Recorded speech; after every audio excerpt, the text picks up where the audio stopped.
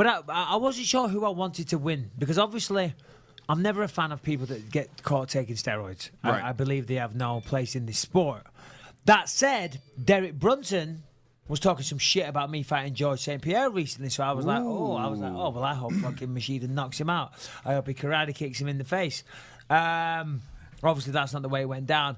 And realistically, when I was watching it last night, I wasn't sure which way I wanted it to go. I mean, to be honest, made the best man win.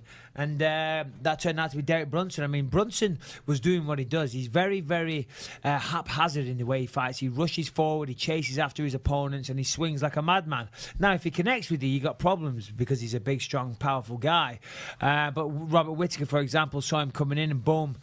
Robert Whittaker knocked him out, right? If I'm not mistaken, I think so. Yeah, he did. Yeah. So anyway, he's not the most pretty, it's not technical, but he's a big, powerful dude. And he connected with that left hook, followed it up, knocked out Machida. So brutal ground and pound, like flat out. The referee should have stopped that sooner as well. Yeah. There was 2 or 3 shots on the end when he was out cold. So I mean, Machida's in a tricky place now. He's 39, just got knocked out cold after coming back from a USADA suspension. I mean, he's not going to be looking at any title fights. That's for damn sure. But there's also something to be said about who you lose to, because it's not like Brunson's only lost to the best of the best in the weight class. He lost to Anderson Silva, a close decision. Got knocked out by Robert Whittaker, who now is the interim champion. Got a loss back. Yoel. Yeah, Yoel in 2014. And that's about it, I think. Yeah. I mean, that's it in like recent history. A couple losses earlier to Jacare and to Kendall Grove. But he's a dude Kendall Grove. Your boy Kendall. Shout out to Spider Grove. There you go. That's Kendall. But yeah, I mean, look at this. Look at this fucking. Yeah, I think. Look, Machida is obviously a legend in the game. I think he still has a big enough name down in Brazil. I think if he chooses to want to continue to compete, it's a personal decision for him and his family. That he still has a market in Brazil. Yeah. Is he going to headline pay-per-view cards? Is he going to fight for a title, as Michael said? I don't think so, unless he goes on a tear. Daniel fights Cormier 3 or 4 times in a year.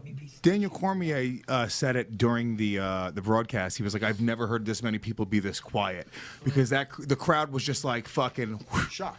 That was it. Complete shock. They had just watched Demian Maia lose a fight. And I'll say, even at the end of that fight, I thought that could have been stopped. Demian Maia was getting lit the fuck up at the end of that fight. Well, exactly. And here's what we should talk about. Fucking, that should be in your little fucking notes there, Louis. Maybe it is. But it's not because I've looked. I hope it is. It's not because I've looked.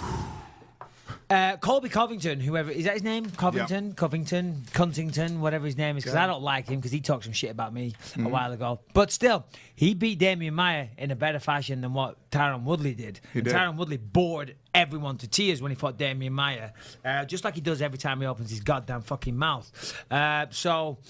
You're not taking me on here at all. You're supposed to dive in and interject and keep the conversation No, because going. I'm waiting for you to say the thing that I'm positive is in the notes, you piece of shit. Talking about his post-fight speech. His post-fight speech. Well, what is in the notes? His post-fight speech? Covington's post-fight speech? No. Well, the post-fight speech was great. I mean, listen, he got a lot of stick on Fox. A lot of people saying... I thought he was going to have to get escorted to the airport in Brazil. Dude. Well, apparently people were already throwing shit at him. Yeah, but still, listen, if you want to go and make some noise and get your title shot on this and that, I mean, come on, man. Pull up the post-fight speech on the big screen.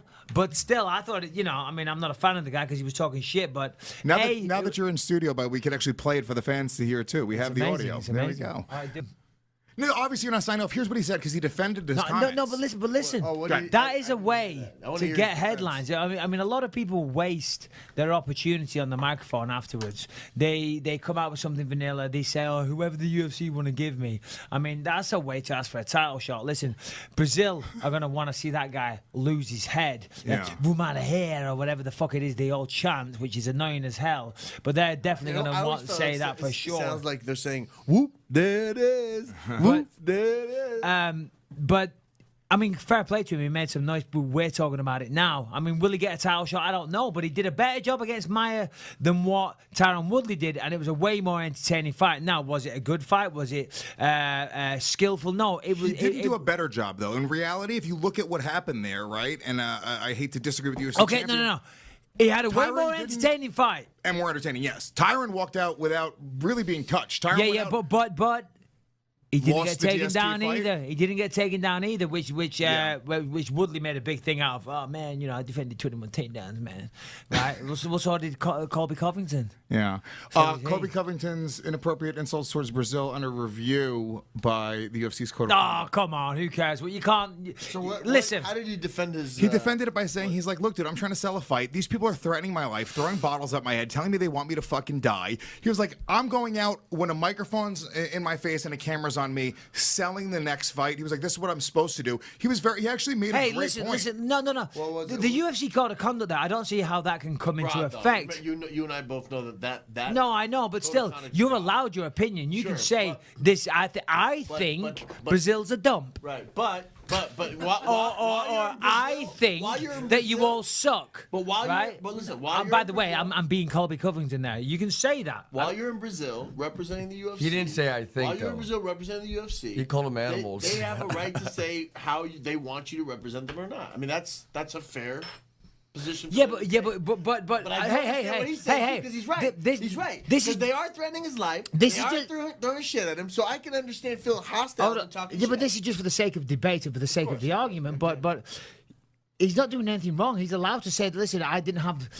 In essence, what he's saying is, I haven't had a good time here. You haven't been very welcoming of me. That's not what he said. And you can all go fuck yourself. I don't know how That's a translation. I don't know how he Yeah, you're good translation. No, but that's what it is. Through the Michael Bisping translator. I've had a very unpleasant time. It's very unpleasant. If you go through the count's translator, it's fucking go fuck yourself. I hope your mother dies. Is I would rather not eat at this restaurant again. You have to understand. There's a translation there. But listen. But all right. Words to that effect. Was it choice language? Was it a little stronger? Yeah, for sure. But realistically, I mean. What do the UFC want? Do they want a bunch of drones? They're just going to go out there and have no personality? I mean, this is the real world. I mean, people that fight like we do, you're going to get certain people, you're going to get people from every level of society. And Colby Covington, obviously, is, I'm not trying to big him up. I'm not saying it's good or bad, but obviously he's a rough bastard. He's obviously someone that maybe if shit goes down for real, and you might want in your corner. And if you want people to step into a cage and fight for a living and fight their ass off, that's the type of person you're gonna get. So you can't you gotta take the rough with the smooth. Yeah, I think. Right. Yeah, Audie, you're a manager. Colby Covington's your client. He fucking goes out and says that. Does your head explode? Go, oh fuck, dude. Here we go. I think you definitely go into because you want a Reebok sponsorship. And that's not going to get you those things. And also, I mean, if you have Brazilian. By the way, I wasn't condoning what he said. I wasn't condoning it for the sake of debate. No, we all have it on recording, Mike. We all know what you said. You heard the Bisping translation. But if he's my client, you go into crisis management mode. You're concerned not only about his own image, you're concerned about a potential kind of violation that the UFC may try to bring against him for code of conduct violations. Well, he ain't fighting in Brazil anytime soon. That's for damn sure. Here's the reality of it. I would be worried for his life because. Yeah. The reality is when you saw him, because Brazilians are animals, and who knows what they're going to do. Well, and look, but at the same time, I would also understand his emotions because where he's coming from is feeling like he's in a hostile place. Would you ask him to apologize? I think. Look, I would say you have to be sincere and explain. He apologized, by the way. Yeah, I have his apology. And let me tell you, play his apology. I want to hear. I read his apology, and I thought that was actually very witty, very intelligent, and he did separate people from Sao Paulo. This is what Colby says. That was his host between them and filthy animals. But I went to work last week. I was screamed at, spit at, assaulted with water bottles and other objects by an angry mob, and serenaded by 10,000 voices yelling, "You are going to die." My employer had to place security at my hotel room to protect me. I would like to formally apologize to any filthy animal I offended by comparing them to my hosts in Sao Paulo. I thought that was brilliant.